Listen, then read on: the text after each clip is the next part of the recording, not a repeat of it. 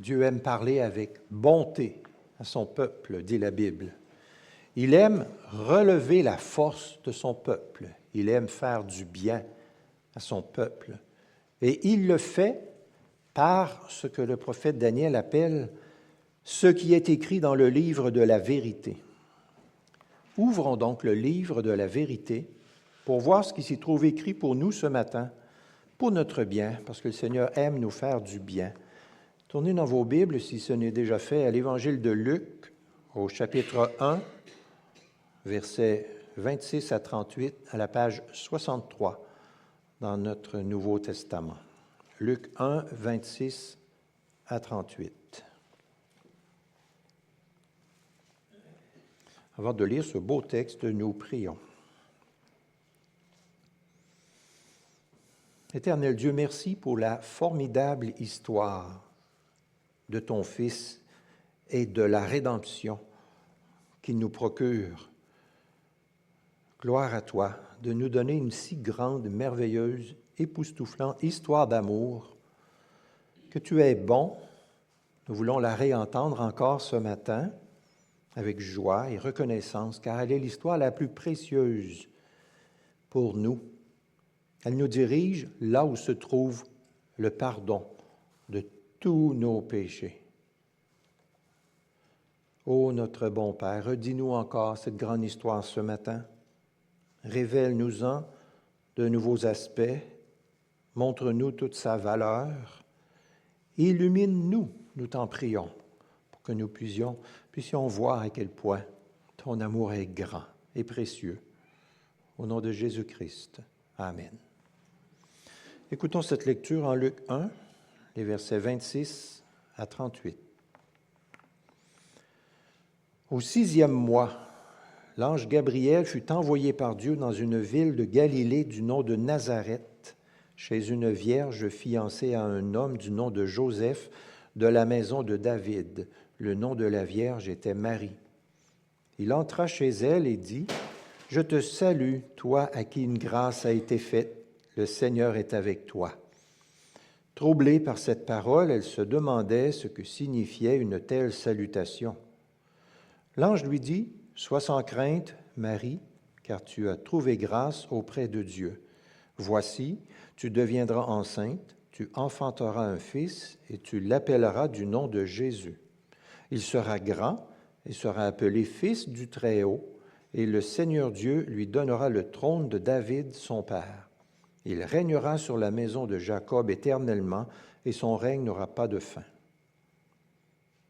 Marie dit à l'ange, « Comment cela se produira-t-il, puisque je ne connais pas d'homme? » L'ange lui répondit, « Le Saint-Esprit viendra sur toi, et la puissance du Très-Haut te couvrira de son ombre. C'est pourquoi le Saint-Enfant qui naîtra sera appelé Fils de Dieu. Voici qu'Élisabeth, ta parente, a conçu elle aussi un fils en sa vieillesse, et celle qui était appelée stérile est dans son 6e mois, car rien n'est impossible à Dieu. » Marie dit, « Voici la servante du Seigneur, qu'il me soit fait selon ta parole. » Et l'ange s'éloigna d'elle. Amen. Je commence ce matin en partageant avec vous 2 recettes. Une première recette, une recette pour être très frustré et rater Noël. Vouloir que tout se déroule parfaitement bien dans tout ce que vous avez prévu pour le mois de décembre cette année. Nous aimerions évidemment que tout se déroule bien selon nos plans et nous travaillons fort pour que tout se déroule bien. Nous prenons à l'avance, nous achetons les plus belles cartes de Noël qui soient, nous rédigeons une lettre de nouvelles si c'est notre habitude, la meilleure qui soit. Nous préparons de la nourriture en espérant que tout va être parfait. Nous avons plein de choses que nous préparons, que nous organisons dans le but de rendre les choses les plus parfaites possibles. Mais quand les choses ne sont pas aussi parfaites et belles et bonnes qu'on aimerait, ce qui arrive toujours tôt ou tard, alors nous sommes frustrés. Il y a des cartes de Noël qui ne se rendent pas à destination. On a écrit une lettre de nouvelle, puis on se rend compte, oups, on a fait une erreur ou on a oublié quelque chose. On prépare des repas qui sont trop cuits, ne conviennent pas vraiment. Les enfants se chicanent à propos des cadeaux. On avait mis beaucoup d'efforts, puis non, ils chicanent. Les personnes plus âgées reviennent à leurs vieilles querelles qui n'en finissent plus depuis des années. On ne peut pas rencontrer certains de nos proches parce qu'il y a une tempête ou ils sont malades ou nous sommes malades. Si nos attentes sont irréalistes puis qu'on cherche notre bonheur dans les festivités et les activités du mois de décembre, nous allons être, c'est certain, frustrés et déçus. On va dire, c'est un Noël raté. Deuxième recette, une recette pour réussir notre Noël et ne pas être frustré. Nous concentrer sur le Seigneur Jésus-Christ, le grand Sauveur, qui nous donne le salut. Si vos festivités de Noël ne sont pas parfaites, relaxez.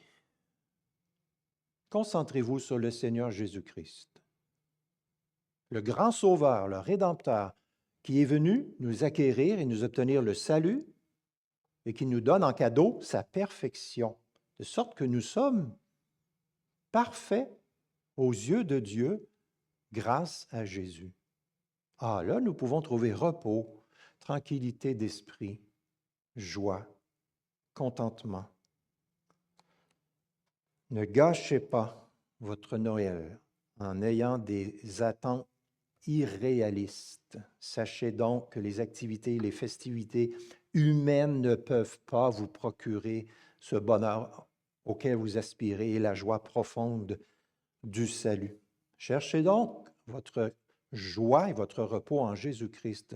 L'apôtre Paul, il dit, nous avons tout pleinement en Jésus. Tout pleinement.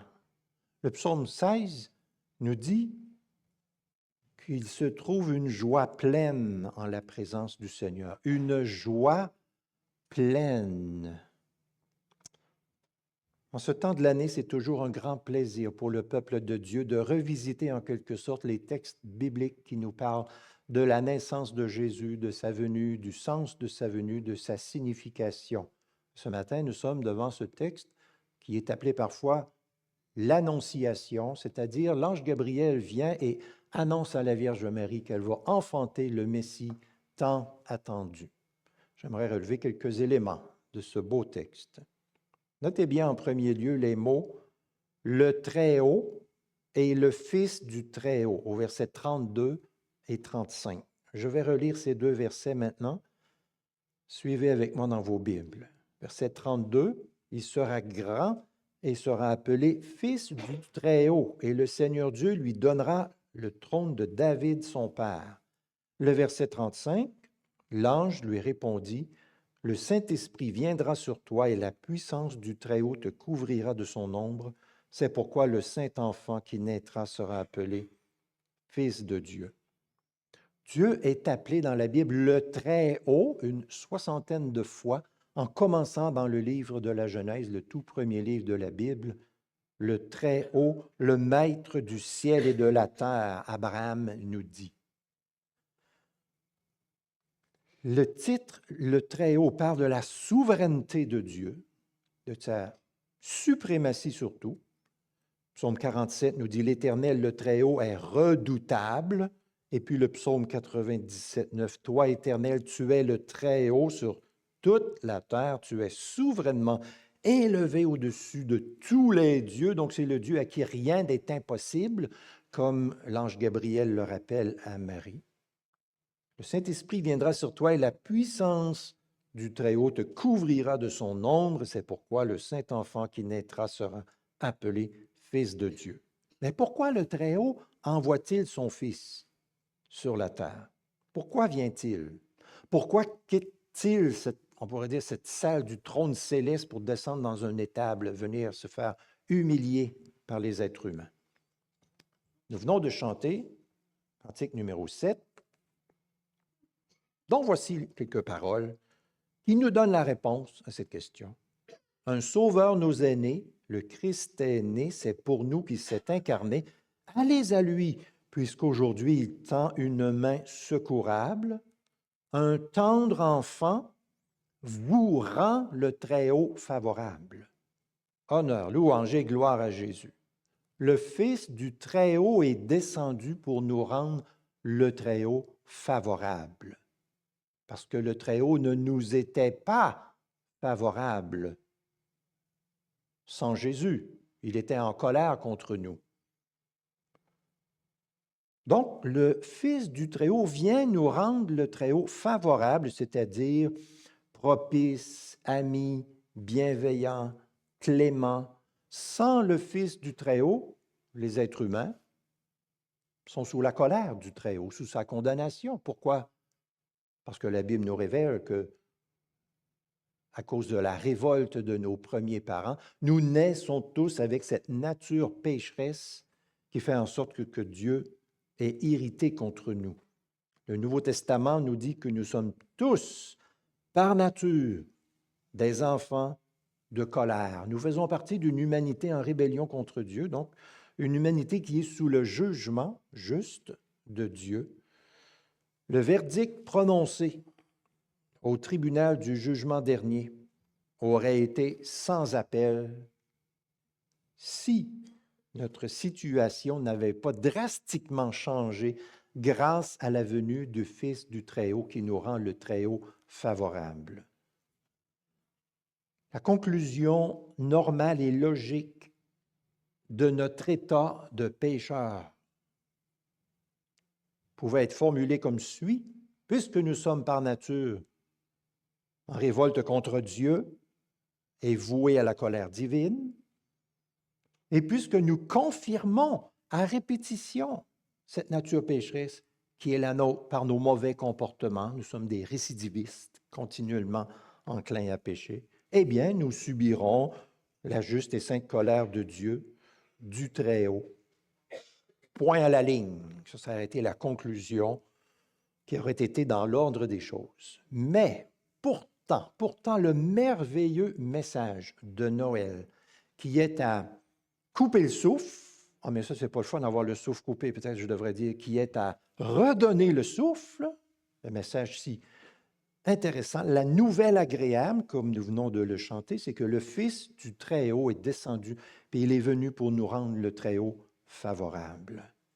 Quelle nouvelle agréable. Du point de vue humain, notre salut est un revirement tout à fait inattendu et inespéré, vu la direction dans laquelle on s'en allait, parce que Dieu n'était pas tenu d'agir.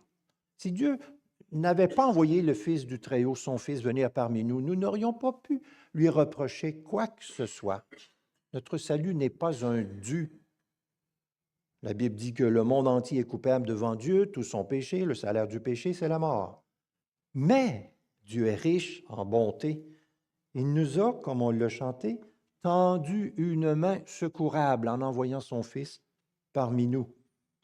Il a manifesté son amour envers nous, nous qui étions rebelles, ingrats, entêtés. Le psaume 107 parle de ceux qui s'étaient révoltés contre les paroles de Dieu. Ils avaient méprisé le conseil du Très-Haut.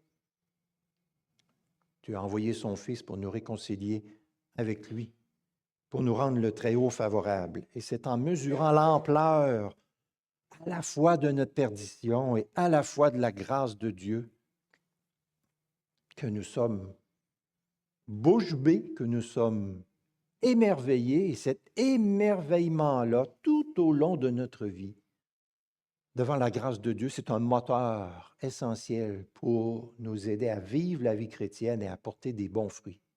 Quand on cesse de s'émerveiller du salut que Dieu nous a donné, on commence à faire du surplace spirituellement, ou à ne pas vraiment progresser, ou à ne pas vraiment porter des fruits. Mais quand nous vivons continuellement dans cet émerveillement, dans cette admiration de ce que Dieu a fait, alors là, nous pouvons porter des bons fruits à la gloire de Dieu.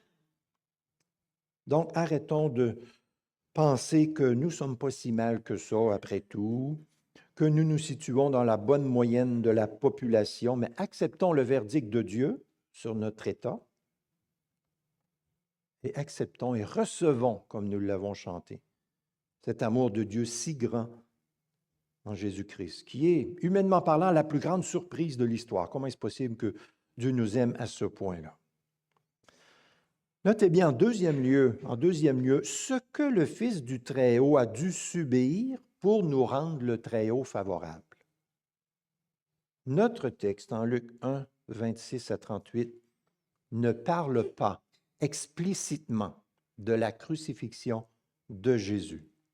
Bien sûr, mais tout le reste du Nouveau Testament et l'Évangile de Luc en parle beaucoup et nous apprend que le Fils du Très-Haut a dû subir la plus grande souffrance qui soit pour nous rendre le Très-Haut propice, c'est-à-dire être séparé, être abandonné, être éloigné du Très-Haut. L'apôtre Paul écrit, « Celui qui n'a pas connu le péché, c'est-à-dire Jésus, Dieu l'a fait devenir péché pour nous, afin que nous devenions en lui justice de Dieu. » En d'autres mots, Dieu était innocent, n'était pas coupable, avait toujours obéi parfaitement à la bonne et sainte loi de Dieu. Dieu l'a condamné comme un pécheur pour que nous puissions être délivrés du péché, sauvés. Jésus est venu pour être notre substitut. L'ange Gabriel, ici, dans notre texte, ne parle pas de ça en détail. Il y a des allusions, mais il va être très clair que le but de la venue de Jésus, c'est de mourir sur la croix pour nous. Si on parle de la naissance de Jésus, sans parler de la croix, de la destination où Jésus s'en va, nous passons complètement à côté de la vraie signification de Noël. Quelqu'un m'a envoyé une vidéo récemment, il y a 2-3 semaines, chrétien, qui raconte toute l'histoire de l'humanité, en commençant par la création avec des images formidables, les grands événements, la naissance de Jésus, où on voit un petit bébé dans un berceau, fin. Mais ça ne finit pas là. Ça ne finit pas avec la naissance de Jésus. La naissance de Jésus, c'est comme une première étape dans le grand voyage d'amour du Fils du Très-Haut pour venir nous sortir de la misère du péché, et ça se rend à la croix et à sa résurrection et à son ascension et à bien d'autres choses. Et qu'est-ce qui se passe à la croix? Rappelez-vous la 4e parole du Fils du Très-Haut sur la croix. Mon Dieu, pourquoi m'as-tu abandonné? Voilà l'effrayante réalité de la souffrance du Fils de Dieu, cet abandon terrifiant qu'il a expérimenté en se sacrifiant pour nous. Dieu accomplit notre salut dans une action qui implique le Père et le Fils. Le Fils du Très-Haut assume l'abandon nécessaire pour que nous soyons pardonnés de nos péchés. L'apôtre Pierre va dire, Jésus, le juste, meurt pour des injustes afin de nous amener à Dieu, afin de nous amener à Dieu. 1 Pierre 3, 18. Autrement dit, Jésus éprouve la réalité de l'enfer. Il souffre le rejet en dehors de la présence aimante de Dieu. Il souffre à notre place, il est notre représentant, il est notre substitut. Par quel chemin les pécheurs peuvent-ils aller à Dieu, connaître Dieu, vivre en paix avec Dieu? Par Jésus-Christ et son œuvre à la croix. Il n'y a pas d'autre moyen, aucun autre moyen, aucune autre façon que la porte du paradis nous soit ouverte et qu'on soit les bienvenus. Personne ne peut aller au Très-Haut autrement que par le Fils du Très-Haut.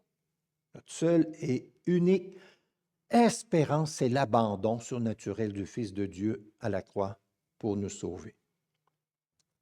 L'idée très répandue que les pécheurs peuvent aller à Dieu par leur bonne vie, leurs bonnes œuvres, leurs bonnes attitudes, c'est une illusion satanique hyper insultante pour le Très-Haut et pour le Fils du Très-Haut.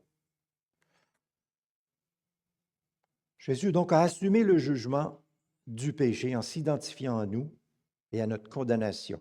Il a connu temporairement l'abandon de Dieu. Chacun de nos péchés mérite cet abandon de Dieu éternellement.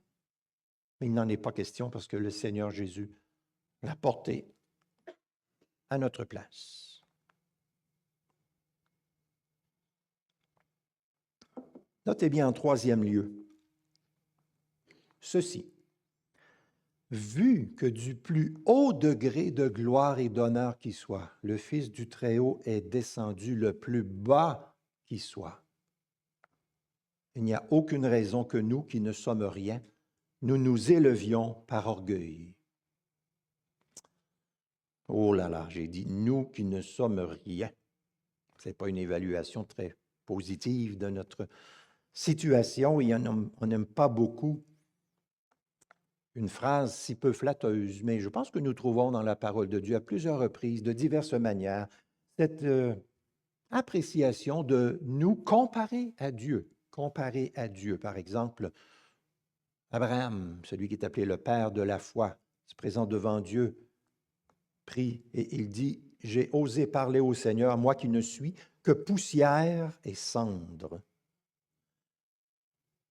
Jacob dit, « Je suis trop petit pour toute la bienveillance et pour toute la fidélité que tu as témoigné à l'égard de ton serviteur. » Le roi David, à 2 reprises, se compare à une puce.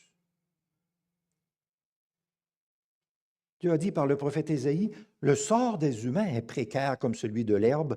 Ils n'ont pas plus de vigueur que les fleurs des champs. L'herbe sèche et la fleur se fane. » Le même prophète Ésaïe 40, 22 nous compare à des sauterelles. Jacques écrit, « Vous êtes une vapeur qui paraît pour un peu de temps et qui ensuite disparaît. » Poussière, cendre, petit, puce, herbe, sauterelle, vapeur. Voilà ce que nous sommes quand nous nous comparons à la hauteur du Très-Haut, à sa grandeur, au fait qu'il, lui, il est tout-puissant, il a la souveraineté, il est plus élevé que tous, rien n'est impossible à lui. Quand nous nous comparons à lui, voilà ce que nous sommes. Et cette vérité-là devrait avoir des impacts dans notre vie. Et j'aimerais la développer brièvement pour 2 sortes de personnes.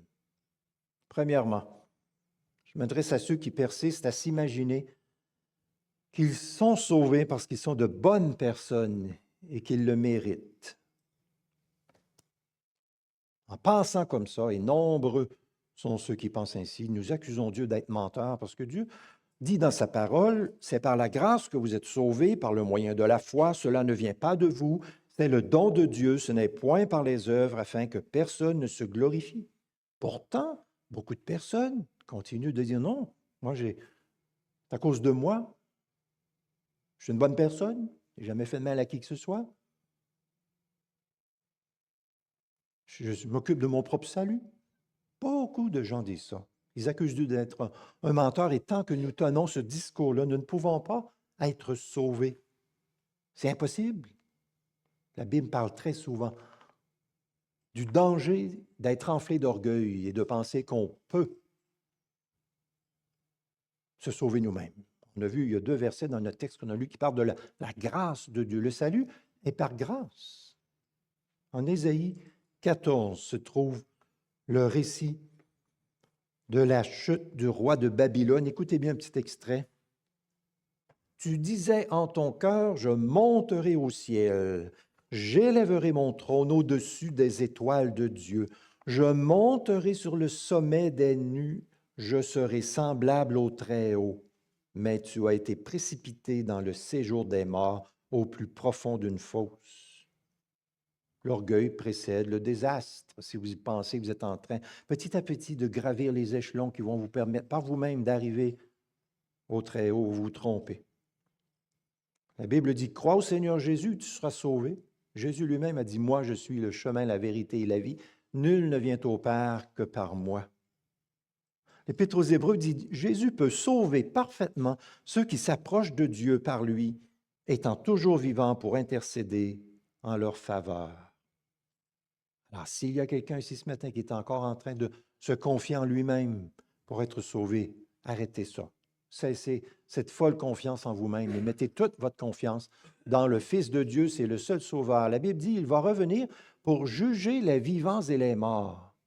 Ceux qui auront cru seront sauvés, ceux qui n'auront pas cru seront condamnés. C'est du sérieux.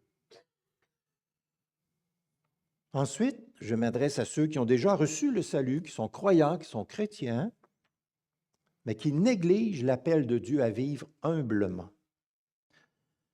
Voici l'appel de Dieu en Éphésiens 4, 1 et 2 pour ses enfants. Je vous exhorte à marcher d'une manière digne de la vocation qui vous a été adressée en toute humilité. L'humilité est l'abaissement de soi dans le contexte des relations avec les autres et du service. La Bible commande « cherchez l'humilité ». Quelques instants après avoir reçu la visite de Gabriel, la Vierge Marie a écrit son cantique dans lequel elle dit « Mon âme exalte le Seigneur et mon esprit a de l'allégresse en Dieu, mon Sauveur, parce qu'il a jeté les yeux sur la bassesse de sa servante. » La bassesse de sa servante. Reconnaissez-vous votre bassesse, votre petitesse, vos faiblesses? Comparé à Dieu, vous souvenez-vous que vous êtes poussière, cendre, petit, sauterelle, herbe, puce, vapeur.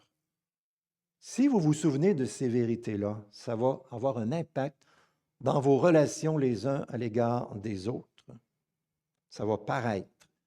Vous allez marcher d'une manière digne de la vocation qui vous a été adressée en toute humilité. L'apôtre Paul écrit en Philippiens 2, en parlant de Jésus. Lui, dont la condition était celle de Dieu, il n'a pas estimé comme une proie à arracher d'être égal avec Dieu, mais il s'est dépouillé lui-même en prenant la condition d'esclave, en devenant semblable à un homme après s'être trouvé dans la situation d'un homme. Il s'est humilié lui-même en devenant obéissant jusqu'à la mort sur la croix. Prendre conscience à quel point le Fils du Très-Haut s'est abaissé, il est descendu très bas, le plus bas possible. Pour nous, ça nous amène à vouloir vivre humblement. Paul poursuit, ne faites rien par rivalité ou par vaine gloire, mais dans l'humilité, estimez les autres supérieurs à vous-même.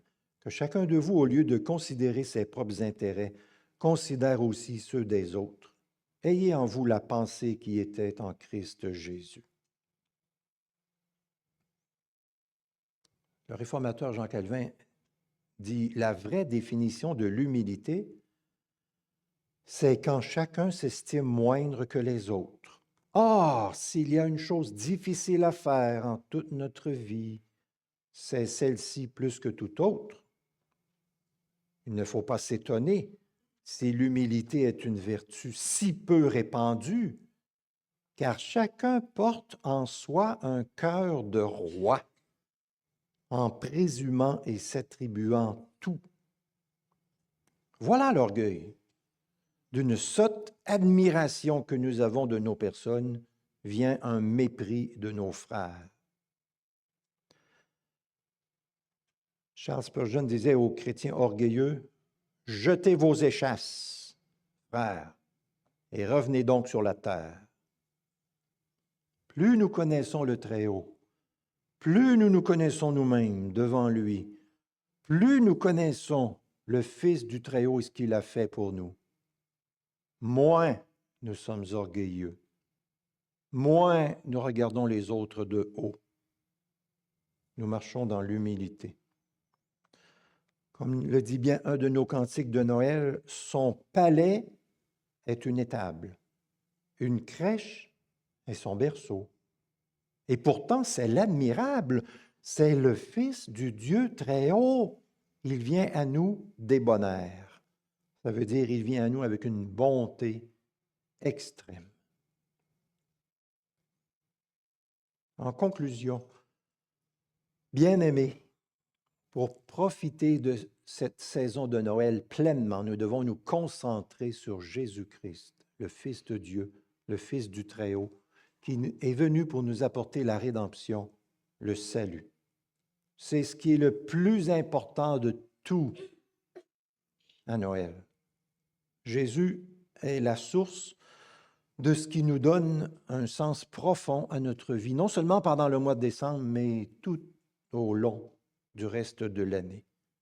La joie la plus profonde, la plus grande, la plus solide, elle vient de cette certitude et de cette foi au fait que le Fils du Très-Haut est descendu très bas pour nous rendre le Très-Haut favorable. Amen.